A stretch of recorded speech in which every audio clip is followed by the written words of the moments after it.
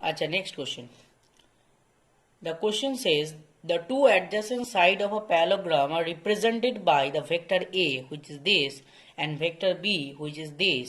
The magnitude of the area of the parallelogram is.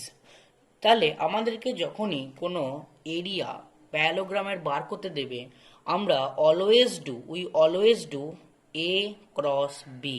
আমরা তার vector product বার করব এ cross B.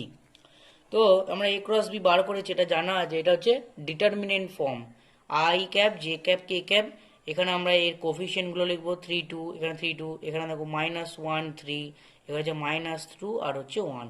এবার আমরা ডিটারমিনেন্ট বার করেছি, দেখো আই ক্যাপ ইকাল টু এইটাকে চেপে দেবো, এটাকে যাওয়ার পর এই কোণে এটাকে গুণ করে দেবো, এটা করেছি। এখানে মাইনাস জে ক্যাপ, আবার এইটাকে চেপে এটার সাথে এইটা, এটার সাথে এটা গুণ করেছি, আবার কে ক্যাপটাকে চেপে এটার সাথে এইটা, এটার সাথে আমরা গুণ করেছি। তো গুণ করার পর আমাদের রেজাল্টেন্ট এসছে 5 I cap minus 7 J cap plus 11 K cap. This is the resultant, মানে গুণ করার পর এটা এসছে। এটা ডিটারমিনেন্ট প্রসেস। এটা কি? এটা হচ্ছে ডিটারমিনেন্ট প্রসেস। এবার এর ম্যাগনিটিউড বার করেছি।